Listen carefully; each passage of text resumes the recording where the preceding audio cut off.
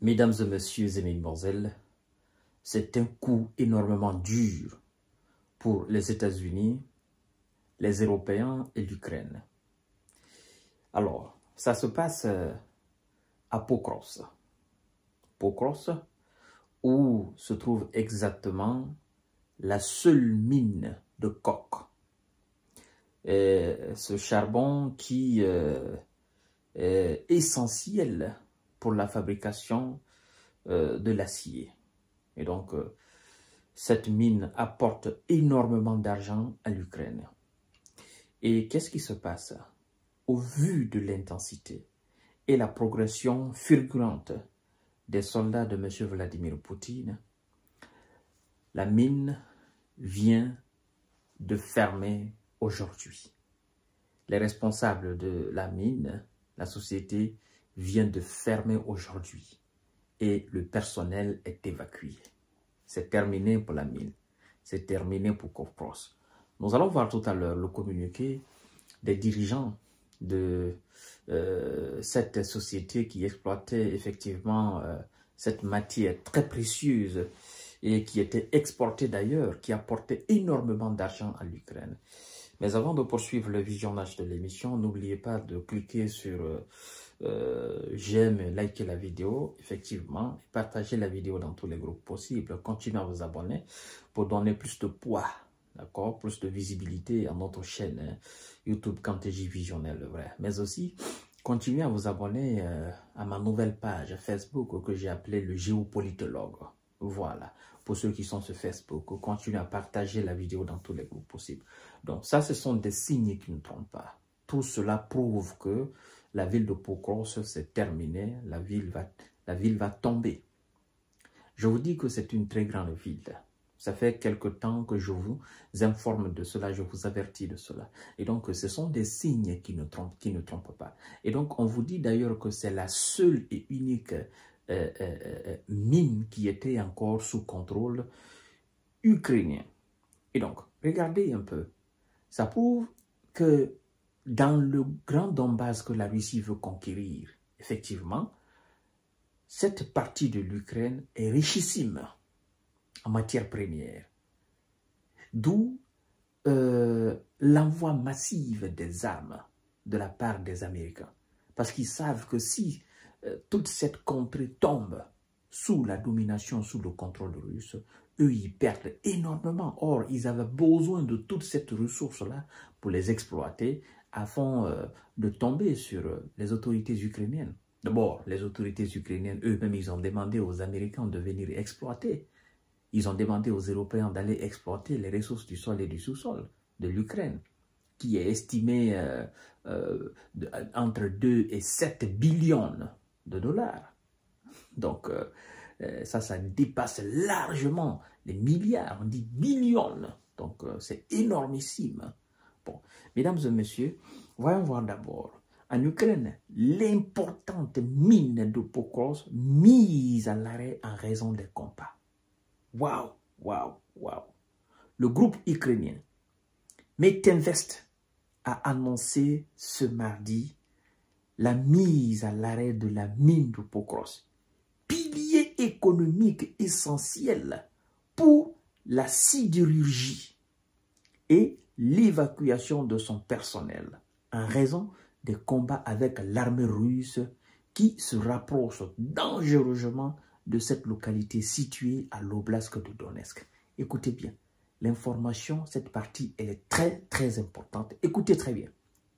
On vous dit quoi? Pilier économique essentiel pour la sidérurgie. Pilier économique essentiel pour la sidérurgie. Et cette matière, l'Ukraine l'exporte.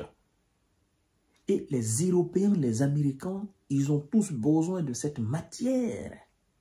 Ça a apporté énormément d'argent à l'Ukraine. Énormément.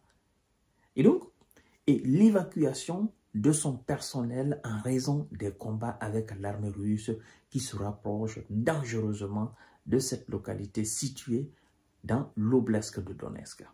Écoutez, Metinvest, c'est l'entreprise ukrainienne, annonce la suspension des opérations à la mine de Pokros en raison de la détérioration de la situation sécuritaire, a déclaré cette entreprise dans un communiqué.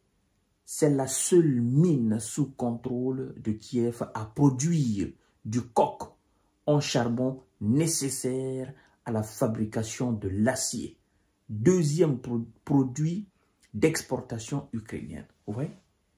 Donc, ça veut dire quoi? Certainement, après les céréales, ben, cette matière-là vient en deuxième position. Donc, c'est quelque chose qui est très, très important pour l'économie ukrainienne. Si M. Zelensky a annoncé que, voilà, la coupure du ravitaillement du gaz russe aux Européens, si c'est un coup dur pour la Russie, cette fois-ci, pour lui aussi, c'est un coup énormément dur. En fait, toute cette bataille n'était pas pour sauver la ville de Pokros, était pour sauver cette matière que l'Ukraine a besoin de vendre. Parce qu'il faut ça pour fabriquer de l'acier.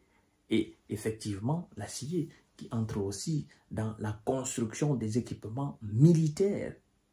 Les chars, les blindés, les véhicules de transport de troupes, voire même des avions. Donc c'est une matière importante. Ça rapportait énormément d'argent à l'Ukraine. Et aujourd'hui, on vient de fermer. Alors, on vient de fermer, c'est pas parce que les soldats russes sont à quelques kilomètres de la ville de Pokros, non. Ils sont déjà dans la ville de Pokros. Déjà dans la ville de Pokros. Et donc, là où se situe l'usine, la partie était encore contrôlée par les soldats ukrainiens. Il y avait encore quelques éléments qui tenaient farouchement des positions là. Mais puisqu'ils ont compris qu'ils ne peuvent pas résister là, donc eux-mêmes, ils ont demandé à ce que l'usine soit évacuée, qu'on suspende les activités et que tout le monde quitte, le personnel, l'armée, tout le monde quitte. Donc dorénavant, ben, l'usine, effectivement, la partie est sous le contrôle russe. Parce que le simple fait de partir, ça prouve à suffisance que c'est lui qui vient y mettra main là-dessus. Son influence déjà joue sur vous. Ouais, son pouvoir joue déjà sur vous. Donc, qu'est-ce que je vous ai dit aujourd'hui? En fait, ça, ce sont des actes militaires que moi j'appelle des actes positifs. Je vous ai dit, toute action militaire dans un conflit armé où une partie a pour objectif de conquérir du territoire, s'il se donne les moyens, qu'il arrive à chasser son adversaire de son territoire et qu'il arrive à conquérir ce territoire, ce sont des actions que militairement nous appelons des actions positives, des actions majeures. Vous comprenez? Et ils avancent, il n'y a personne pour les arrêter. Vous comprenez? Après la ville de Pokros, qu'est-ce qui va se passer? Ils iront vers les Vremika, vers Liman, vers Kramatorsk. Et puis c'est terminé pour le Grand Donbass, mesdames et messieurs. Voilà. Donc, moi, je suis focalisé sur ces actions-là. Je ne suis pas focalisé sur ils ont envoyé tel, ils ont envoyé tel, ils ont touché tel, ils ont touché tel, les opérations aériennes massives. Je ne suis pas là. Moi, je suis focus sur ce qui se passait sur le terrain. Qui gagne sur le terrain, qui ne gagne pas, qui avance, qui n'avance pas. Vous comprenez? C'est ça, en fait, la réalité. Je vais vous dire, il faut que vous ayez l'esprit tranquille. Même si aujourd'hui, les États-Unis venaient à utiliser un très grand missile pour aller toucher le plus grand aéroport de la Russie, ben, ça ne va pas remplacer la perte d'une ville en Ukraine. Ça, il faut que vous compreniez. Ça ne va pas remplacer la perte de la Crimée. Ça ne va pas remplacer les 30% du territoire ukrainien aujourd'hui très riche sous le contrôle russe. Non.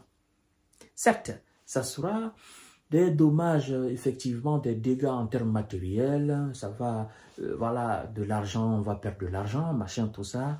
Ils vont réparer. Vous allez bombarder ça, vous allez toucher ça, mais ça sera toujours russe. Ça ne sera pas américain, encore moins ukrainien ou français. Ça sera toujours russe. Ils vont se donner encore, ils ont la technologie, ils vont se donner encore les moyens pour réparer cela. Pendant ce temps, Ils sont en train de vous chasser de là où vous êtes censés, n'est-ce pas, les arrêter. Et ça, c'est une humiliation que les États-Unis, M. Biden, ne veut pas réellement. Mais c'est visible dorénavant, mesdames et messieurs. Donc, ce vieux moribond, en fait, j'ai l'impression, ce n'est même pas une impression, c'est que le monsieur, il veut mettre du véritable fer dans les pas de monsieur Trump. C'est lui qui veut envoyer la paix en Ukraine.